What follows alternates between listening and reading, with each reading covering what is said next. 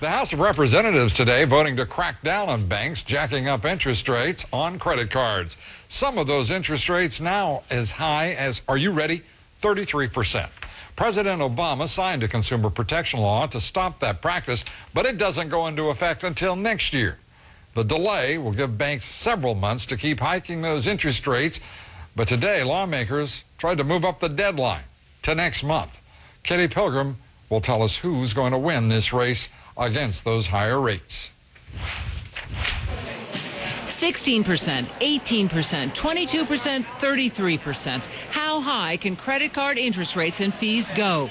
The president signed a law last spring to protect consumers from unfair rates. The new rules were supposed to start in February, but some charged lenders quickly raised interest rates to take advantage of the grace period. To put a stop to that, the House passed legislation today to move up the new law's effective date to December 1st. The card companies said they needed more time in order to put in systems and to get ready for the new reforms. But what we've seen is they use this time not for the new systems, but to get under the wire to implement quickly new outrageous increases on consumers for no reason at all.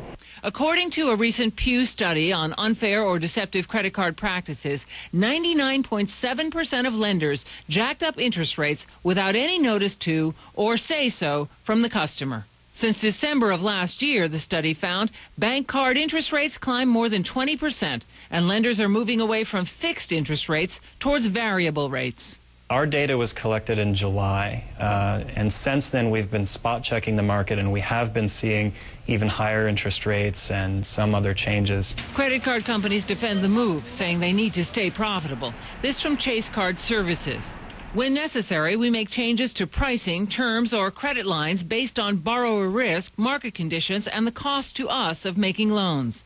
Citi says, we understand that customers don't like price increases, especially in difficult economic times. However, these actions are necessary given the doubling of credit card losses across the industry from customers not paying back their loans. Kitty Pilgrim, CNN.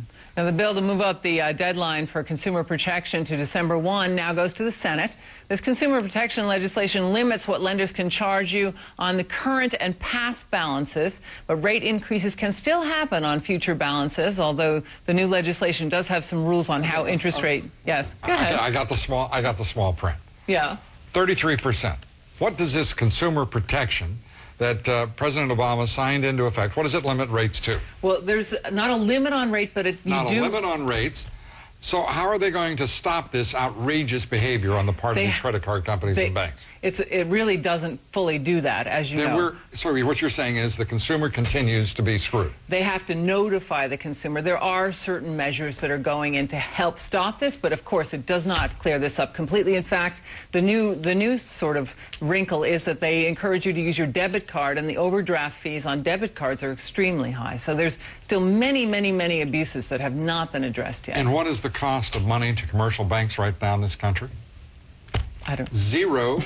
Zero would be the number, zero, to a quarter of a basis point. I mean, 25 basis points. I mean, what in the world is going on here? You can get money for 30 years for 5%. What is going on? Lou, it's an abysmal situation. The consumer is not in good shape when they're dealing with the credit card. This president and this Congress said they were here to take care of the consumer. They have said it over and over. Where are they? We're going to find out, I guess. All right. Kitty, thanks a lot. Kitty Pilgrim, great report. Absolutely outrageous what's happening to credit card holders in this country. And it's going to be interesting to see whether people are going to put up with it or not. I think for some people there won't be any choice. And unfortunately, it's crazy. Folks, let me explain 33%.